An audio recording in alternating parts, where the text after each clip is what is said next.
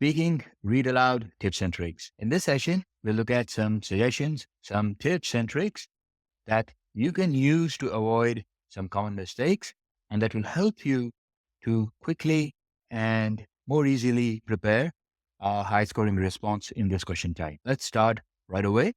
We've divided these tips and tricks into different categories and we will look at them one by one. First one, and very important, rehearse before speaking. It's very important, even whether you are a super confident speaker of English language or you think you are nervous, you have been given some time before the recording starts.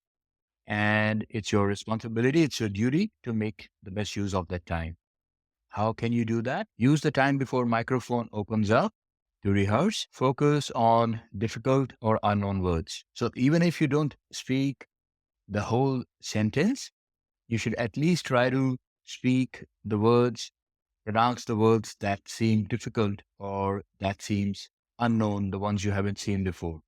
So use that time wisely. The second tip that we have is divide and conquer. It's a medium-sized text, so it's important that you break it into smaller pieces, break it into smaller chunks so that you can maintain your focus, you can read them properly, and it will make you sound more natural.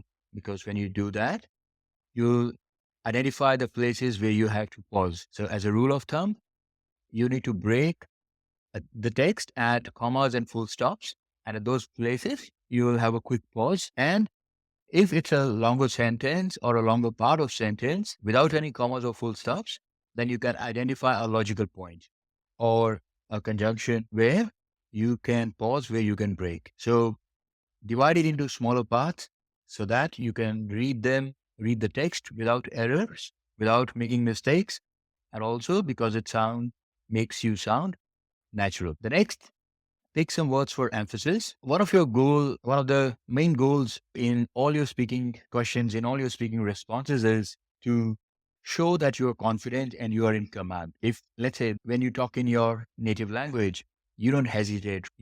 Anyone can tell, yes, she's got a good command of the language. We are trying to do the same in English here. So for that, it's important to pick some words that look important, which tell you the magnitude of the problem, which something like an adjective, or which show some contrast between different parts of what you are saying. So those words, a few words you can pick. Don't pick too many. 4 or 5 are usually enough. And don't spend too much time thinking which are the best words to pick. Just be logical, be fast, and identify 4 or 5 words. And I'm sure more or less you will be okay. Next, you need to raise and lower your voice. That is, pay attention to intonation. Don't want to sound robotic. Your speech should be natural, and a big part of speaking natural is the tone. Sometimes, let's say, if you hear some leaders, when they're trying to inspire people, they will raise their tone and people follow them. Now, when they want to have an impact, they lower their tone. So it doesn't apply only to leaders, but anybody who wants to take the listener along with them. You have to do that. So at questions, when you're showing contrast between different parts of what you're speaking, beginning of a sentence, end of a sentence, these are usually the places where you will change your tone. Refer to the speaking masterclass. In that, we give you all the guidelines and the rules that you can follow to quickly decide when to raise and lower your tone. After that, don't get stuck. It's very important to maintain your flow. If you make a mistake, it's quite natural. Even when we speak, even when I speak, even during teaching, it's fine. It's natural to make some mistakes. You can correct yourself and move on. That again is a sign of confidence. But if you just get stuck, you hesitate, then that shows that you don't really know how to handle it. And the other disadvantage is that it wastes your time. You want to cover the entire text that's in front of you in the time that's given. So that's why don't get stuck, because if you do, you'll sound like you don't have confidence and you will waste your time. So if it's a very difficult word, say anything in place of that word. Whatever you think is a familiar word you have in your mind which is similar to the word, say that. Or just move on to the next word.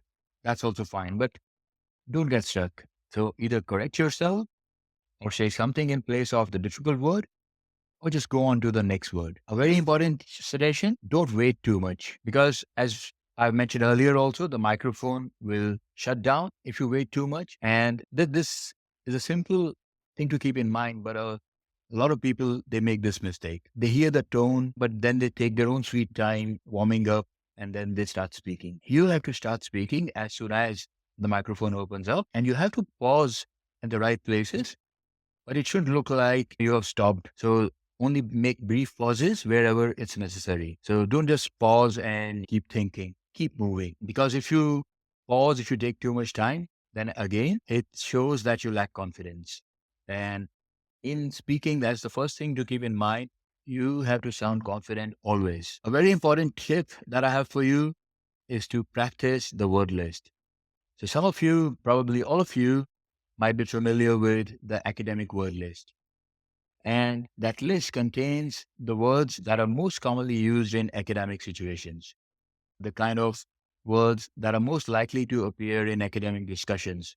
And since this is a test of your academic English, it makes sense that if you download the academic word list and practice it, then you will be learning the right vocabulary, and the chance that you come across any unfamiliar word, that will be very less. In your course area, you will find the academic word list. You can download that. And then there are also certain topic-wise word lists that we have prepared for you, dividing them into different topics like environment, health, etc. So review both those or all these word lists. You have to understand the meaning and the usage, and then you have to also learn the proper pronunciation. So by usage, I mean how to use that word in a sentence.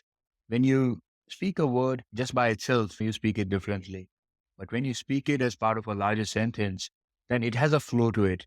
So you have to learn what kind of sentences you can use in it, and you have to learn the proper pronunciation. This is an example of a word list on environment and pollution. So you'll find factory emissions, toxic fumes, traffic jams, these kind of words specifically in there. These will be helpful not only in these read aloud tasks, but also when you're writing your essays, you have to use the right vocabulary, isn't it? So these word lists will help you there as well. Just some more examples. And this is another example of what the academic word list will look like. So in the most basic form, you have 570 words divided into different groups. For example, you're saying the group one, and the way they have been divided is like which the first group has the most frequent words, etc. You will go through all the word lists, all the groups, but start at the first one, the first group. You'll find all of this in your course area, so you can download. You don't need to look here and there. Next, as you know, in read aloud, your fluency is important. So you need to find the right pace for you. Most of the times, in general, faster is good, but not always. If you speak too fast, you might end up compromising the accuracy of what you speak, or you mispronounce, or you might speak a wrong word. If that happens, then you'll get no points for fluency, because if you're just speaking gibberish, you won't get points for that. You have to speak the right thing at the right pace, and you have to balance your pronunciation with your fluency.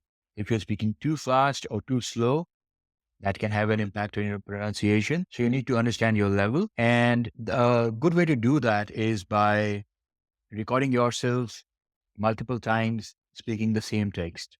And then a friend can listen to that. Or in the course, you can consult the teacher and we will review your spoken responses, and we can also suggest what's the right pace at which you sound the best. The main thing is that you find the right pace for you. An example, now this is the first time when you speak slowly. Like research has generally linked economic inequality to political and social instability, including revolution, democratic breakdown, and civil conflict. The next time, speak a bit faster. Let's say mid of the scale. So I go something like this.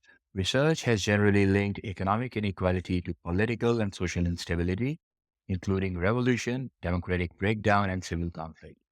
Now, let's go to the top level where I'll speak very fast.